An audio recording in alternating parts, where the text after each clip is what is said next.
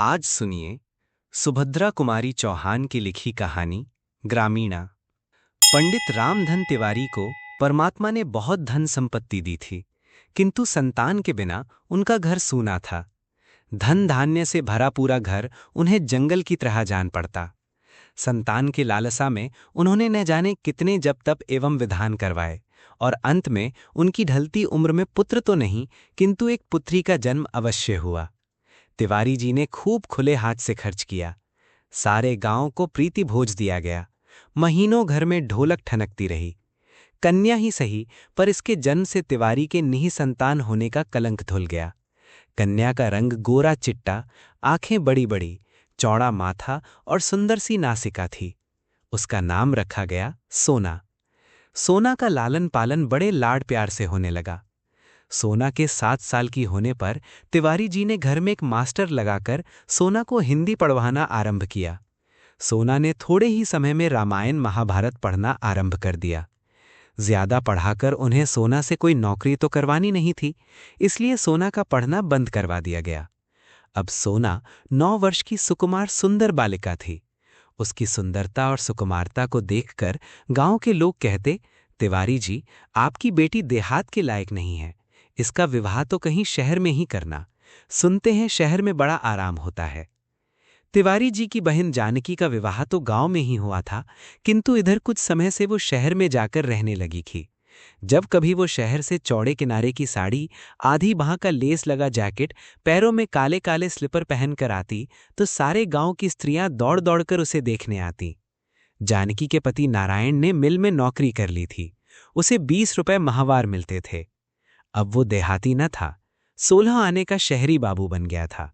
जब कभी गांव में जाता, कान में इत्र का फाहा जरूर रखता। गांव वालों को अपने जीवन से शहर का जीवन ही सुखमय और शांतिदायक मालूम होता। इन सब बातों को देखकर और सोना की सुकुमारता को देखते हुए सोना की मां नंदो ने निश्चय कर लिया था कि मैं अपनी सोना का विवाह शहर में ही करूंगी। किंतु सोना को कुछ ज्ञान नहीं था। वो तो अपने देहाती जीवन में ही मस्त थी। वो दिन भर स्वच्छंद फिरा करती। कभी कभी वो समय पर खाना खाने आ जाती और कभी कभी खेल में खाना भी भूल जाती। सुंदर चीजें इकट्ठी करने और उन्हें देखने का उसे व्यसन सा था। गांव में उसे अपने जोड़ की कोई लड़की न मिलती, इसीलिए किसी लड़की से उसका अधिक मेलजोल न था। नंदो को सोना की स्वच्छंद प्रियता पसंद न थी, किंतु वो सोना को दबा भी न सकती थी। जब कभी वो सोना को इसके लिए कुछ कहती तो तिवारी जी उसे आड़े हाथों लेते, कहते, लड़की है, पराए घर तो उसे जाना ही पड़ेगा, क्यों उसके पीछे पड़ी रहती हो? जितने दिन हैं खेल लेने दो, तुम्हारे घर जन्म भर थोड़े ही बनी रहेगी। लाचार नंदो चुप रह जाती। सोना ने 13वें साल में पैर रखा, किंतु तिवारी जी का ध्यान इस तरफ था ही नहीं। एक दिन नंदो ने उन्हें छेड़ा, सोना के विवाह की भी कुछ फिक्र है? तिवारी जी चौंक से उठे, बोले, सोना का विवाह? अभी वो है क्या साल की? किंतु ये कितने दिन चल सकता था? लड़की का विवाह तो करना ही पड़ता है। इधर सोना अभी भी निरी बालिका ही थी। वो राजा रानी का खेल खेलती, अब उसके अंग प्रत्यंग में धीरे धीरे यौवन का प्रवेश हो रहा था, किंतु सोना को इसका ज्ञान नहीं था। सोना का विवाह तय हो गया। वर की आयु 22 साल की थी। वो सुंदर, स्वस्थ एवं चरित्रवान युवक थे। वो एक प्रेस में नौकरी करते थे। 75 रुपये माहवार तनख्वाह पाते थे। घर में एक बूढ़ी मां को छोड़कर और कोई न था। बिहार के रहने वाले थे, कुछ ही दिनों से यूपी में आए थे। पर्दे के बड़े ही पक्षपाती और पुरानी रूढ़ियों के कायल थे। नाम था विश्वमोहन। जब तिवारी जी ने विश्वमोहन एवं उनके घर को देखा तो उनकी खुशी का ठिकाना ना रहा। विश्वमोहन बाबू पूरे साहब ही दिखते थे। उनके घर के सभी खिड़की दरवाजों पर चिकें पड़ी हुई थीं। जमीन पर एक दरी बिछी हुई थी, जिसके बीच में एक गोल मेज थी। मेज के चारों तरफ कुर्सियां थीं। सुंदर सुंदर प्यालों में मेज पर बैठकर चाय पीने का तिवारी जी के जीवन का ये पहला अनुभव था। चाय पीने के बाद तिवारी जी ने 2 गिन्नियां वरिक्षा में देकर शादी पक्की कर दी। रास्ते में नारायण ने कहा, घर में देखा कितना पर्दा है, इनकी मां बूढ़ी हो गई हैं, मगर मजाल है जो कोई परछाई भी देख ले। तिवारी जी खुशी खुशी घर लौटे। घर आकर उन्होंने नंदो के सामने वर के रूप और गुण का बखान किया तो नंदो फूली न समाई। वो जैसा घर और वर अपनी पुत्री के लिए चाहती थी, वैसा ही उसे मिल गया। इसके लिए उन्होंने परमात्मा को धन्यवाद दिया और नारायण को मन से आशीर्वाद दिया। सोना ने जब सुना कि उसका विवाह हो रहा है, तब वो दौड़कर आई और उसने माँ से पूछा, माँ, विवाह कैसा होता है और क्यों होता है? माँ समझ ही न सकी कि पुत्री को क्या उत्तर दे, किंतु चतुर जानकी ने बात बना ली। वो बोली, विवाह हो जाने पर अच्छे अच्छे गहने कपड़े मिलते हैं, इसीलिए विवाह होता है। सास के घर जाना पड़ता है। सो तो मैं पहले से ही जानती थी बुआ जी कि विवाह होने पर सास के घर जाना पड़ता है। मैं कह देती हूँ कि मैं कहीं नहीं जाऊंगी, विवाह चाहे करो या ना करो, कहती हुई सोना खेलने चली गई। नंदो बोली, जानकी दीदी, तुम लोगों की कृपा से मेरी सोना सुखी रहे। जैसे उसका नाम सोना है, वैसे ही उसके जीवन में सोना बरसता रहे। सोना का विवाह हो गया। रामधन तिवारी की लड़की का विवाह अन्य विवाहों से अलग था।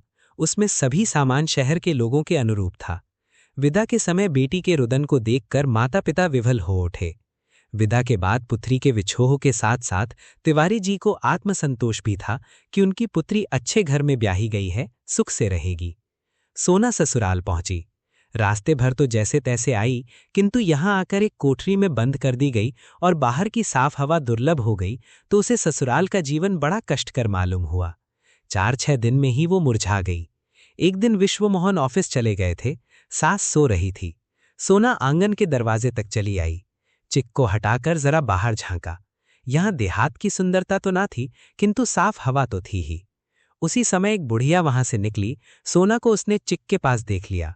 उसने आकर उसकी सास से शिकायत की, बिस्नू की अम्मा, तुम्हारी बहू के लक्षण अच्छे नहीं हैं। सोना को समझ ही ना आया कि उसे किस काम के लिए डांट पड़ रही है। चिक के पास जाकर उसने कौन सा अपराध कर दिया। इसी बीच सोना को लेने तिवारी जी आ गए। उसने मन ही मन निश्चय कर लिया कि वो वापस नहीं आएगी।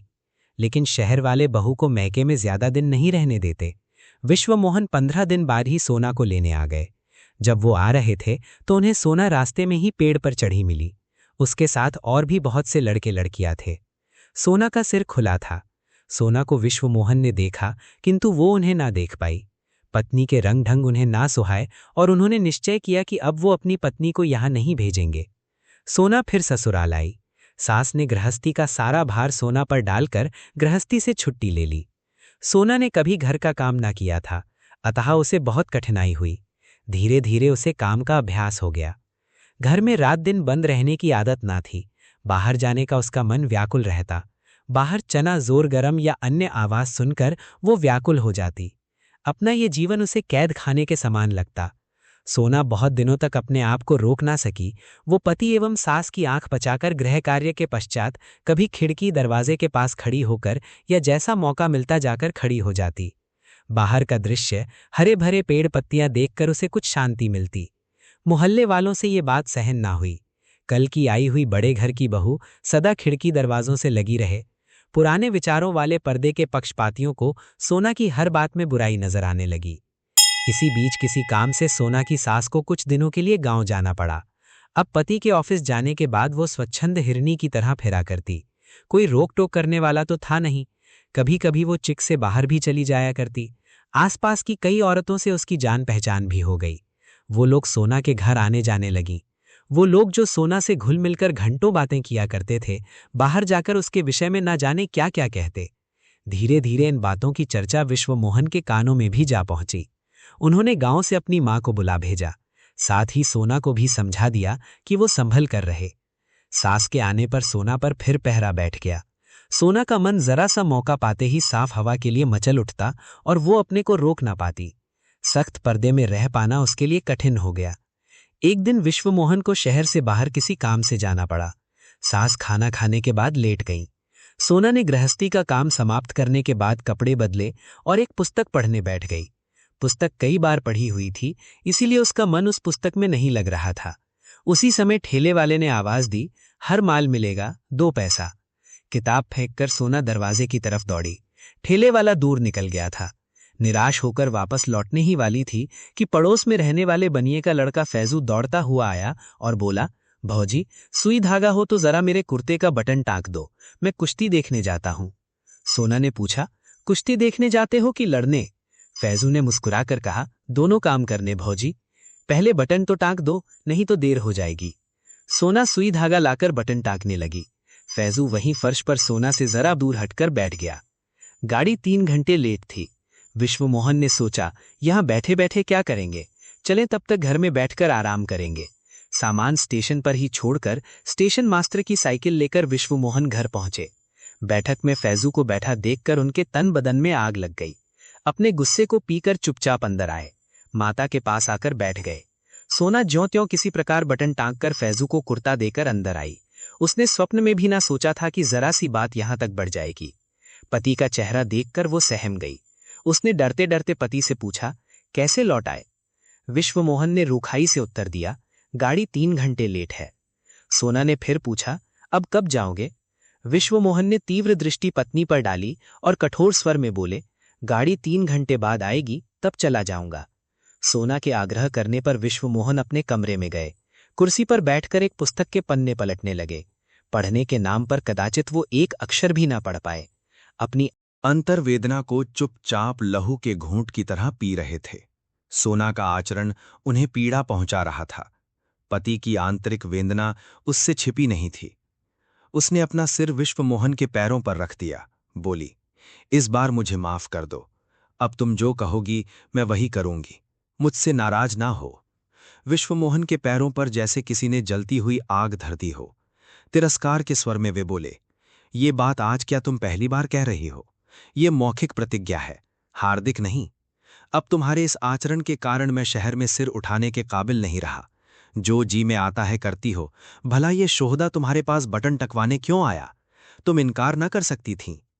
सोना ने भय कातर दृष्टि से पति की ओर देखते हुए कहा, जरा सा तो काम था, पड़ोसी धर्म के नाते मैंने सोचा कि कर देना चाहिए। इसी प्रकार जरा जरा सी बातों से बड़ी बड़ी बातें हो जाया करती हैं। निभाया करो पड़ोसी धर्म, मगर मेरी इज्जत का ख्याल मत करना। कहते हुए विश्वमोहन बाहर चले गए। आहत अपमान से सोना तड़प उठी। वे कटे वृक्ष की भांति खाट पर गिर पड़ी और खूब रोई। रो लेने के बाद उसका जी हल्का हुआ। उसे अपने गांव का स्वच्छंद जीवन याद आने लगा। नदी पर गांव भर की बहू बेटियां एक साथ स्नान करने जाती थीं और फिर एक साथ गाती हुई लौटती थीं। कितना सुखमय जीवन था वो। चने के खेत में चने की नर्म नर्म पत्तियां खाया करते थे। वहां छीना झपटी भी हो जाया करती थी। अपने पड़ोसी कुंदन के लिए वो मां से झगड़कर मिठाई भी ले जाती थी। क्रोशे से एक सुंदर गोल बटुआ बनाकर उसने कुंदन को दिया था। कुंदन की भाभी नई नई ब्याह कर आई थी। वो भी उन लोगों के साथ स्नान करने जाती थी, साथ बैठकर झूला भी झूलती थी। फिर मैंने कौन सा ऐसा पाप कर डाला कि इन्हें शहर में सिर उठाने की जगह नहीं रही? यदि किसी का कुछ काम कर देना पाप है, तो शायद ये पाप जाने अनजाने मुझसे होता ही रहेगा। मेरे कारण उन्हें पग पग पर लांछित होना पड़े तो मेरे इस जीवन का मूल्य ही क्या है? ऐसे जीवन से तो मर जाना ही अच्छा है। मैं घर के अंदर पर्दे में नहीं बैठ सकती, यही मेरा अपराध है ना? इसी के कारण तो लोग मेरे आचरण में धब्बे लगाते हैं। मैं लोगों से अच्छी तरह बोलती हूँ, प्रेमपूर्ण व्यवहार करती हूँ, यही मुझ में बुराई है ना? आज उन्हें मुझ पर क्रोध आया, उन्होंने तिरस्कार के साथ मुझे झिड़क दिया। इसमें उनका कोई कसूर नहीं है। पत्थर के पाठ पर भी रस्सी के रोज रोज घिसने से निशान पड़ जाते हैं। फिर वे तो देवतुल्य पुरुष हैं, उनका हृदय तो कोमल है। इन अपवादों का असर कैसे ना पड़ता? रामचंद्र जी ने भी तो जरा सी ही बात पर गर्भवती सीता को वनवास दे दिया था। फिर ये तो साधारण मनुष्य ही हैं। इन्होंने तो जो कुछ कहा ठीक ही कहा, पर इसमें मेरा कौन सा दोष है? जब इन्हीं को मेरा आचरण ठीक नहीं लगता तो मैं जीकर क्या करूंगी? इसी प्रकार के अनेक संकल्प विकल्प सोना के मन में आए और चले गए। 3 दिन बाद विश्वमोहन लौटे। जाने से पहले उनमें और सोना में जो कुछ बातचीत हुई थी वे उसे प्राय भूल से गए थे। सोना के लिए एक अच्छी सी साड़ी, स्लीपर और कुछ हेयर क्लिप लिए हुए वे घर आए, किंतु सामने ही चबूतरे पर उन्हें फैजू बैठा हुआ मिला। विश्वमोहन उसे देखते ही तिलमिला उठे। सारी बातें ज्यों की त्यों ताज़ा हो गईं। चेहरा फिर गंभीर हो गया। घर आकर वे सोना से एक बात भी ना कर पाए। मां से 1-2 बातें कर बिना भोजन किए ही ऑफिस चले गए। सोना से ये उपेक्षा सही ना गई। पिछले 3 दिनों से वो खिड़की दरवाजे के पास भी ना गई थी और उसने ये निश्चय कर लिया था कि अब वो कभी खिड़की दरवाजों के पास नहीं जाएगी। विश्वमोहन के व्यवहार ने उसे अधिक खिन्न कर दिया। अपने जीवन को समाप्त करने का उसे और कोई साधन न मिला। आंगन में लगे धतूरे के पेड़ से उसने 2-3 फल तोड़ लिए और उन्हें पीस कर पी गई। कुछ ही क्षण बाद सोना के हाथ पैर अकड़ने लगे। उसकी जबान ऐंठ गई और चेहरा काला पड़ गया। वो देख रही थी, किंतु बोल नहीं सकती थी। इसी समय तिवारी जी सोना को विदा करवाने आ पहुंचे। सोना पिता को देखकर बहुत रोई। देखते ही देखते सोना के प्राण पखेरु उड़ गए। सोना सदा के लिए शांति की नींद सो गई। अपवाद की विषैली वायु उसे छू भी ना सकती थी। घर भर में कोहराम मच गया।